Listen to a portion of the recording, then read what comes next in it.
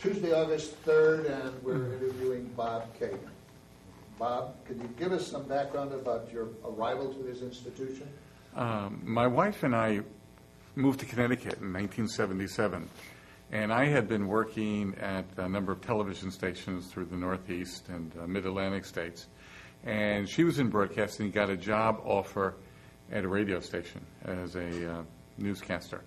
And so we decided to move to Connecticut. We thought the opportunities would be better. And one of her colleagues had just gotten his associate's degree in what was called media at MCC, and suggested that I call up Richard Dana, who created the media program, and see if I could meet with him. And I had never given teaching a moment's thought in my life, but I was new to Connecticut and was open to opportunities. So I called him, I met with him, left a resume, and figured, well, I'll never hear from this guy again.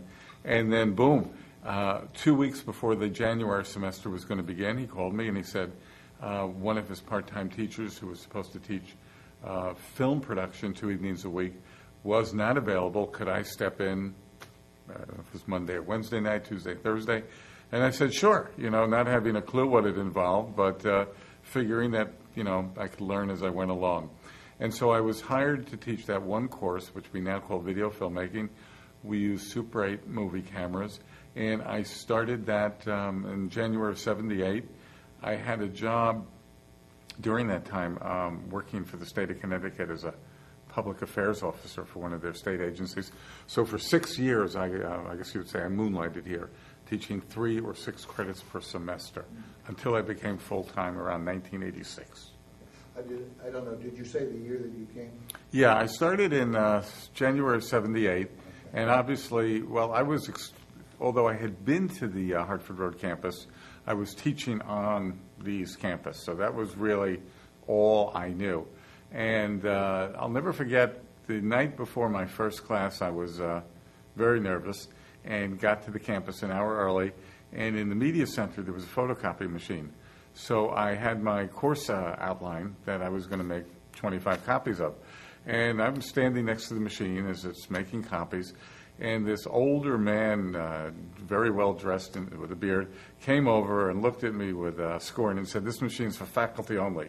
And he grabbed my original off the glass plate, crumpled it, threw it aside, and I was so nervous that I said, "Oh, I didn't realize that," and I just left the building. And so the students never got a syllabus till the second class period, and I had to go to, I don't know, Kinko's or Instant Press in between. And I also remember Marsh Elmore took me under his wing. He showed me around the East Campus and walked me into the classroom. The East Campus was relatively new back then, and it seemed fine to me. I had nothing to judge it from or judge it by. And he looked around one of the classrooms. He says, "I know it doesn't look like much, but we'll be out of here in a couple of years." And that was '78. Yeah. And obviously the East Campus endured for at least 25 years beyond that. Yeah. Tell me about the studio facilities and so forth in the early days. Well, the studio was in a building that was attached to the library, and I remember Rachel Michaud as the administrative assistant. Obviously, John Murray was there. Jack Scheidemann ran the ship and was always working on his graphics. And Hugh Edmondson was there, kind of holding court and telling stories, and he could, really spin a yarn with the best of them. So they gave me a lot of support, and obviously the equipment we used was there, the editing equipment was there, and so I guess that's where I hung out, so to speak, before class, because I didn't really have any office, and it seemed like the studio facilities compared to this? Well, they were, how should we say it? They were not quite on this level. We had some black and white cameras and a basic video switcher. And you could do stuff. You could teach video production, and it advanced over the years. We moved down the hall to a new studio, which was still in a small room, but we got color equipment, and we were able to suspend some lights. So that was good. And technology kind of changed. I'll never forget. In the late 1980s, we moved away from our Super 8 film cameras to portable Panasonic video camcorders, and suddenly we had all these old film cameras that were useless. So I think we called up the state surplus people because they had an auction house in Rocky Hill. And they looked at the stuff and they said, no, this is worthless. And I remember they told us to go out onto the loading dock. There was a concrete loading dock, and pulverize the stuff rather than fall into anyone's hands and actually be used for something. So those were some funny things. What other funny thing can I tell you? Maybe some of the people in this room have heard the story, but way before we had video playback machines in every classroom, if you had a video you wanted to show, you took it to the media center, and they just essentially played it there, and they would assign you a channel. And in the classrooms, there was basically a color television, probably a 25-inch monitor, suspended from a metal pipe in the ceiling. And you would tune it to your assigned channel and hope that the technician, and at night it was Hugh Edmondson, would press the right button at the right time so you could see your video. So I had my film appreciation class one evening, started at 7 o'clock. So I was showing a film called The Great Santini that night, and I took it into the media center, gave it to Hugh about 6:30, and I said, Hugh, I'm going to talk for 15 minutes, so how about this comes on at 7:15? No problem. Tuned to channel 12.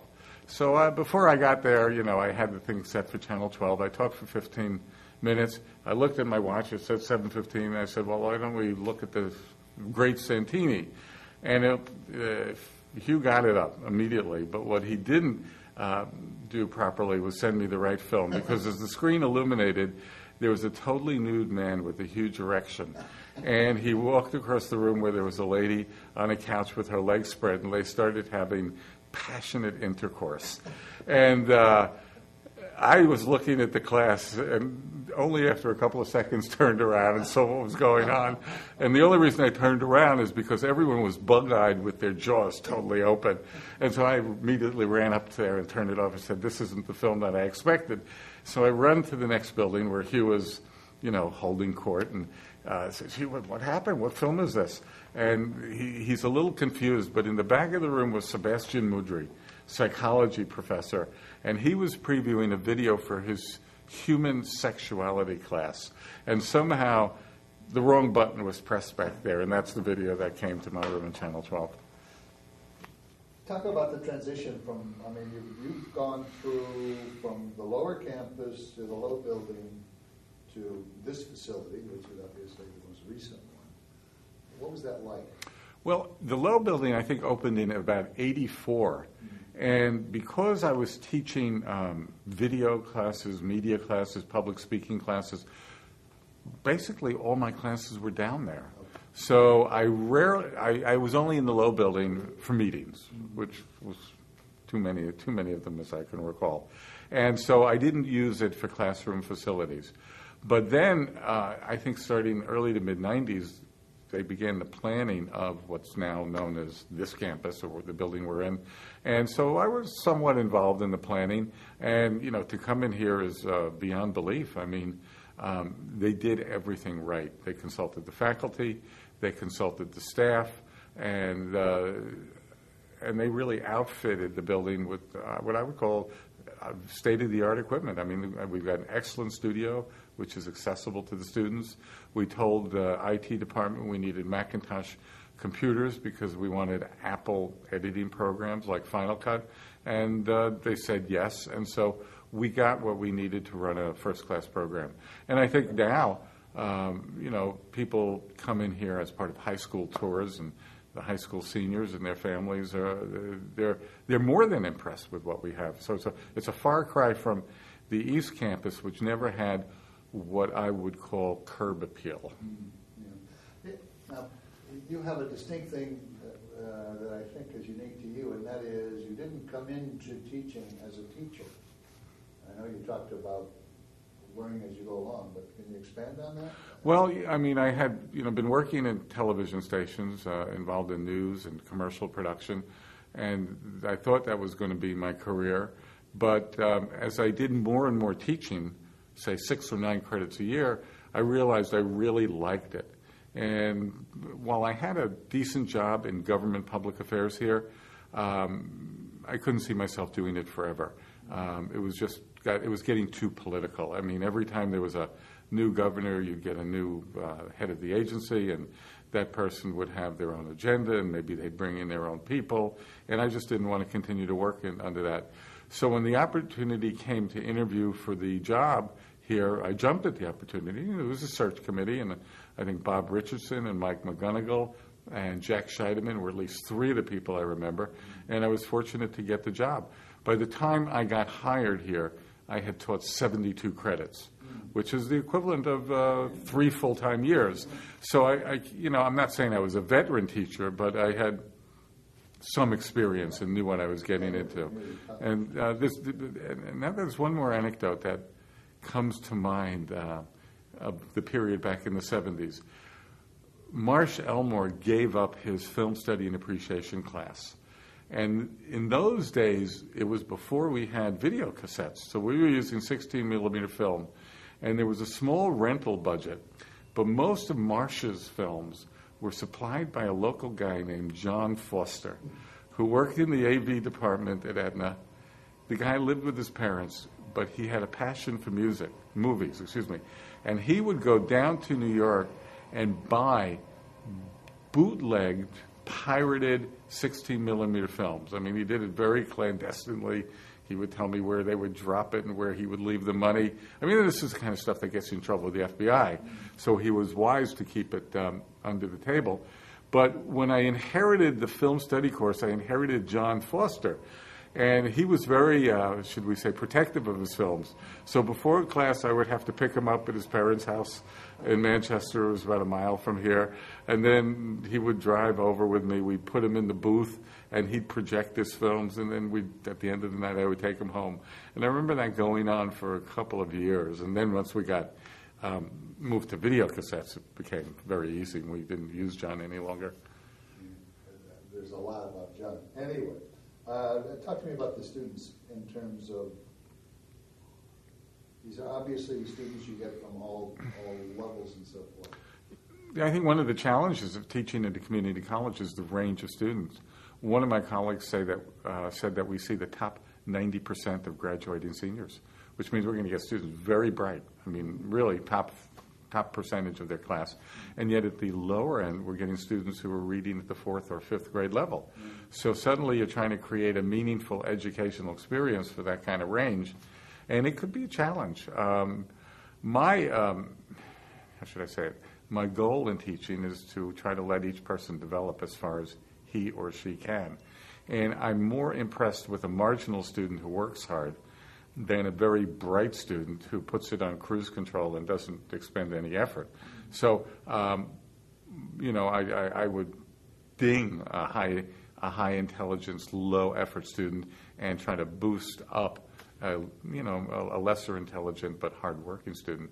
And I've seen people turn their lives around here. Rob Sheftel was a student who came here. And I remember we gave him an essay test, and he could hardly write a sentence. And I talked to some of his English teachers, including Doc Richardson, and Rob had been, should we say, failed by the public school experience, and with a ferocious work ethic, he taught himself to read, to write, and now has a master's degree and is working at Rensselaer Polytech and is contemplating going into the doctoral program. And the school is full of stories about people like that. Yeah. Any others that come to mind? Or that's... I had in my film study class, I was reading the midterms, and this one essay just leapt out at me. It was full of insights, and it was so well written. And it was written by a young Hispanic student. And I just cornered him one day and said, I've been teaching here a number of years, and this is one of the best pieces of writing I've ever read in my life. So he said, I've worked hard, and Jose has been mentoring me. He says, I said, who's Jose? He says, well, Jose took your class 6 years ago, and he's Puerto Rican, and he takes a lot of Hispanic kids in Manchester under his wing and tries to make sure we get education. Mm-hmm. And I couldn't remember Jose. It was 6 years earlier. But I said, oh, that's interesting. What is Jose doing now? So he said, well, he's an anesthesiologist resident. He's just finishing his med degree at UConn. And, I didn't really have a long deep relationship with Jose, but it was, it just gave me pause, and I said, "Wow, I'm really grateful to have." Any people that come to mind, colleagues? Well, Roland Cherico, I know he was interviewed about a week ago. I mean, he was a bigger than life character. Roland, a great guy, and we could look out. Roland never liked to take the asphalt path that led from the Faculty East building where we had our offices to the parking lot, which was elevated. And so he basically, through lots of walking, cut out a trail that still exists today. It's one of the few remnants of the East Campus, called the Cherico Trail, which was a shortcut that we all took up there. Marsh Elmore took me under his wing, a great guy. And I remember Marsh loved to smoke cigarettes. And when they banned smoking on the East Campus, Marsh was not deterred. He would go up to his car. He had a little Pacer that had a lot of glass. And he would sit in the front seat, grade papers, and smoke one cigarette after another. So he managed to, get his nicotine fit and get his work done at the same time. Mike DeRamo has been a valued colleague of mine for, many, many years. John Murray, who's, in the studio. So a lot of good people who've supported one another through good times, through difficult times. So some good memories. What advice would you give to an incoming employee? Be flexible. I think that's so important. Students come here from a variety of life paths, and many of them have very complex lives that we can hardly even imagine. I remember many years ago, one of my top students dropped out of school with 2 weeks left in the semester, and I kept making inquiries. Where is she? Where is she? And I finally found out after the semester ended that both her parents had lost their jobs and their house was going to go into foreclosure. They were going to be evicted. So she wound up taking 3 jobs and working 110 hours so that our family would not be displaced. And I don't know that that's an extreme case. I think there's variations on that case constantly where students are working, are responsible for family members, and are trying to get an education. And, I was fortunate in the sense that when I went to college, education was my job. I worked part-time, but it was 10 hours a week. For many of our students, education is one of 3 or 4 things that they're trying to juggle, and sometimes education falls a little lower on the priority scale because there are more pressing concerns. So, be flexible. I mean, you don't want to be a pushover, but on the other hand, I think you have to realize that many of our students face formidable barriers and hurdles to get their education. So those are important things to me. I mean, I'm going into my 34th year, and I think what keeps me going is the students. I mean, not all students are highly motivated, but we do get the opportunity to change the lives of many of our students. Tish Wilson was a student who came here after a very rough childhood in Baltimore. She didn't know her father, and her mother was a drug addict. And when Tish was in about 9th grade, she was told she was not going to be college material, and they put her in a welding vocational track program.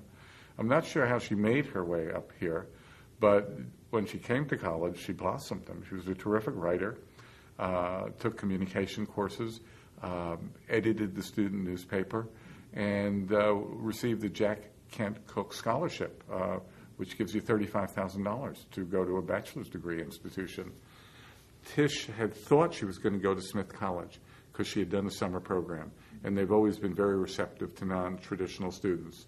But Tish was rejected, and I think that was one of the few places she had applied. And suddenly it's May 1st of her last year here, and she's got nowhere to go. She wrote an email one night to the president of Amherst College and outlined her situation. And it must have been a heck of an email, because the next morning when she checked her email, she said, expect a call from my admissions director this morning. And she got a call. They reopened the admission process, and 10 days later she was in Amherst.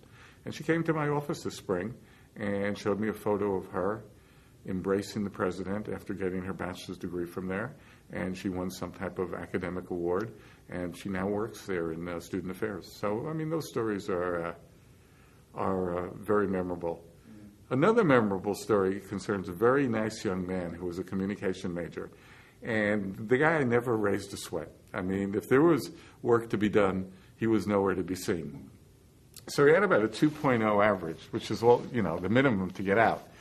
And one day, about a month or two before graduation, he stops me in the hallway and says, "Professor Kagan, I'm applying to Emerson College.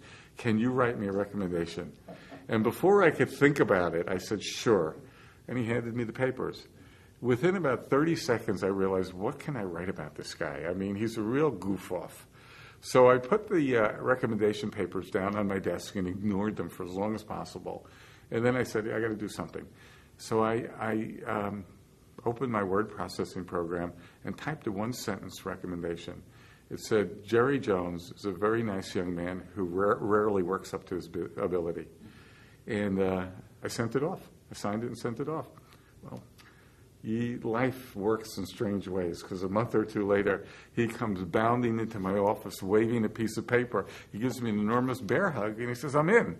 And sure enough, I look at the paper, and it's his acceptance letter. And I mean, I was like in disbelief, because that's a really good college. And he says to me, "Professor Kagan, I barely got out of here with a 2.0. Every professor I asked for recommendation turned me down. So whatever you put down there must have been golden." And I was speechless, But so I guess you would have to call that a success story, because he was happy. Several of the interviewees remarked about the difference in the faculty then and now, and talked about entrepreneurship and all those kinds of. You agree with those? You're still currently on staff. What's your answer? The answer is yes and no. There's no doubt that there was a real sense of ownership back in the 70s. We own this faculty. We made this college, and this is ours, and we're shaping it. Today, I think there's less sense of ownership. I think faculty are very professional. They do their job. And we do have a number of faculty people who are tremendously involved, not only in campus activities, but in community activities. But by and large, I think for many faculty members, it's a job that they do well, but they don't own this college. They work at this college. And that is a slightly different attitude. Now, having said that, let me also add that I think this is probably the most collegial place that anyone could hope to work at. From where I sit, I see very little backstabbing. I see very little in the way of petty politics. I see very little in the way of vendettas where people are trying to get other people or embarrass other people or derail other people's careers.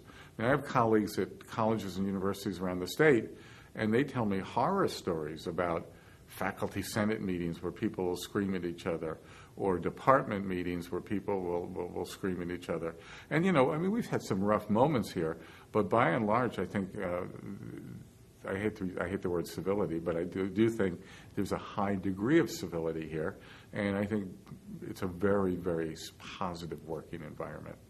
And maybe it shouldn't be a surprise that as a place expands and matures. I mean, we have 105 faculty members and probably another 100 plus staff.